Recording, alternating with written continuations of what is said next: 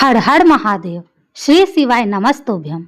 दोस्तों, अपने कैलेंडर पर 15 जून 2026 सोमवार की तारीख को, मतलब कि कल के दिन को बड़े बड़े अक्षरों में मार्क कर लीजिए, क्योंकि इस दिन केवल अमावस्या नहीं है, बल्कि पूरे 30 साल बाद एक ऐसा दुर्लभ और रोंगटे खड़े कर देने वाला ब्रह्मांडीय संयोग बन रहा है जो आपकी 7 पीढ़ियों की गरीबी को मिटा सकता है।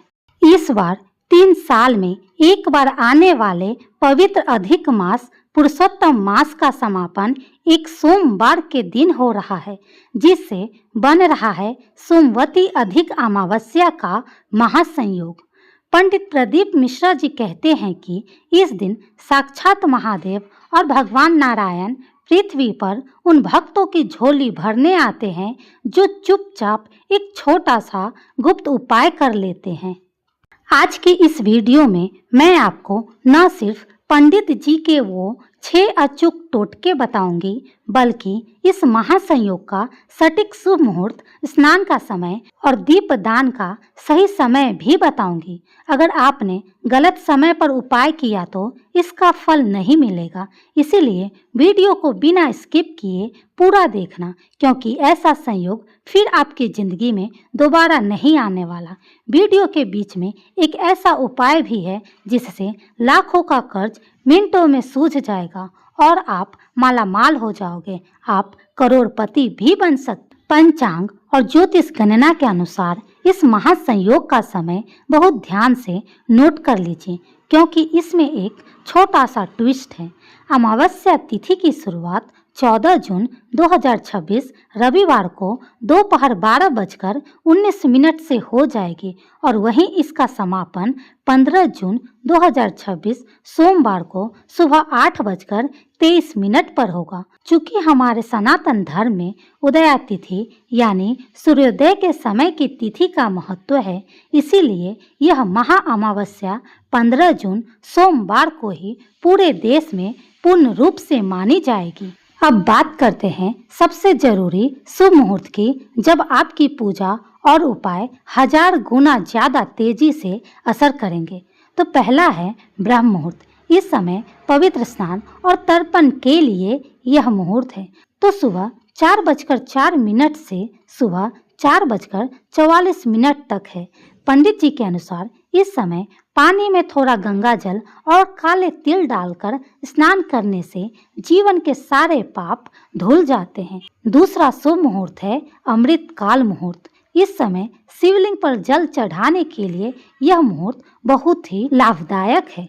सुबह 5:23 से सुबह 7:08 तक यह समय है। इस 1.5 घंटे के बीच अगर आपने शिवलिंग पर श्री शिवाय नमस्तुभ्यम बोलकर जल चढ़ा दिया तो असाध्य बीमारियां भी ठीक होने लगती है। तीसरा मुहूर्त है प्रदोष काल मुहूर्त। यह मुख्य द्वार पर दीपदान के लिए है। तो 15 जून की शाम को सूर्यास्त के समय जब पितृ पृथ्वी लोक से विदा लेते हैं, इसी समय आपको मुख्य द्वार पर दीपदान करना है।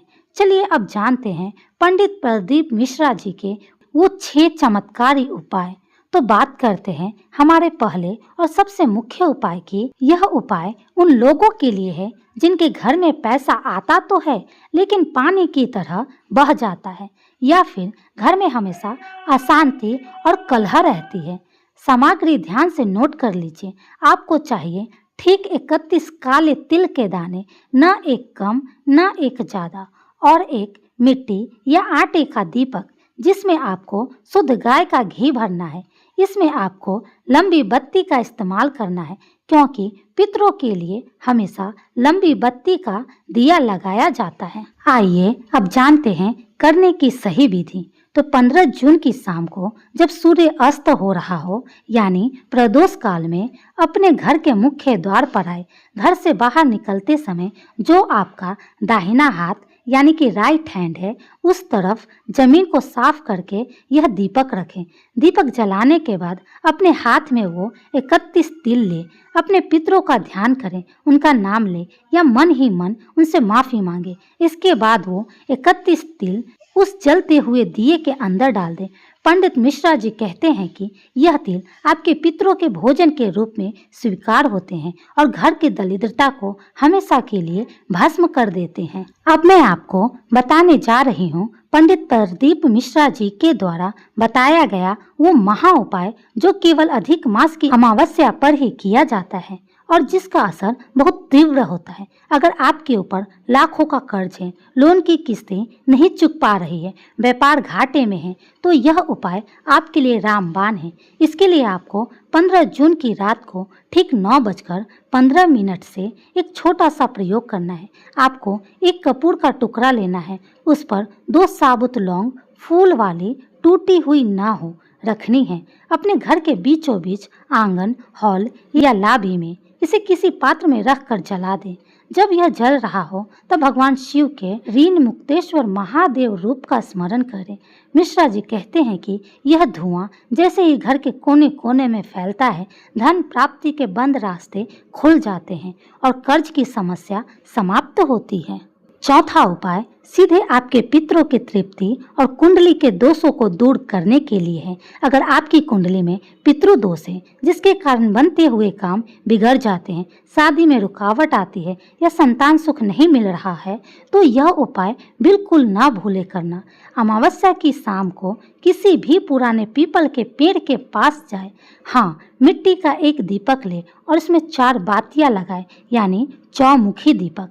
इसमें आपको सरसों का तेल भरना है। पीपल की जड़ में यह दीपक प्रज्वलित करें और पेड़ की 3 बार परिक्रमा करें। परिक्रमा करते समय ओम नमो भगवते वासुदेवाय का जाप करें।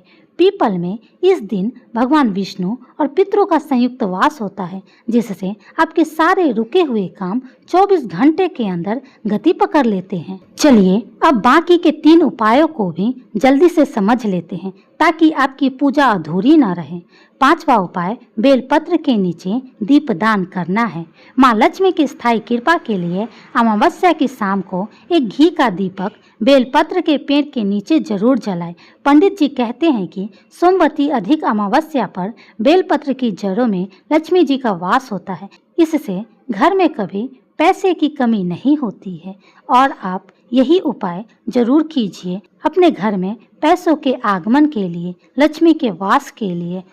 6ठा उपाय नदी या जलाशय पर दीपदान। अगर आपके घर के पास कोई पवित्र नदी है, तालाब है या कुआं है, तो वहां जाकर एक दीपक दक्षिण दिशा की ओर मुंह कर तैरते हुए पत्तों पर रख दे या किनारे पर रख दे। अगर कोई नदी न हो तो घर के पानी के पीने के स्थान परिंदे के पास एक दिया जलाए। यह पितरों को सीधे तृप्त करता है। 7वां उपाय पितृ सूक्त या अष्टकम का पाठ करना।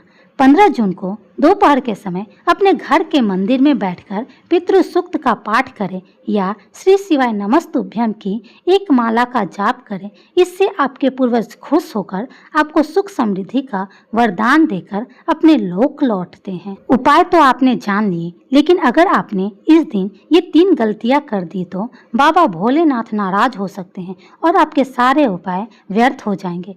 पंडित प्रदीप मिश्रा जी अपनी हर कथा में इन बातों के लिए सचेत करते हैं। पहला, घर में कलेश और गुस्सा न करें।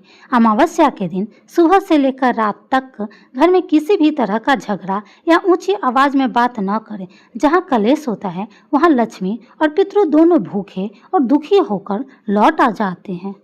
दूसरा, तामसिक भोजन से सख्त दूरी। चूंकि यह सोमवती अधिक अमावस्या है, इसीलिए इस दिन घर में प्याज, लहसुन, मांस या मदिरा का सेवन भूलकर भी न करें। घर का भोजन पूरी तरह सात्विक होना चाहिए। तीसरा है, किसी याचक को खाली हाथ न लौटाएं। अगर इस दिन आपके दरवाजे पर कोई गरीब भिखारी, बुजुर्ग या कोई जानवर जैसे गाय, कुत्ता आए तो उसे कुछ न कुछ खाने को या दान जरूर दें। शास्त्रों के अनुसार अमावस्या पर पितृ किसी भी रूप में परीक्षा लेने आ सकते हैं। दोस्तों, यह थे सोमवती अधिक मास अमावस्या पर पंडित प्रदीप मिश्रा जी द्वारा बताए गए वो चमत्कारी उपाय जो आपके जीवन की दिशा और दशा दोनों बदल सकते हैं। पूरी श्रद्धा और अटूट विश्वास के साथ इन उपायों को करिएगा, क्योंकि महादेव केवल आपके भाव के भूखे हैं।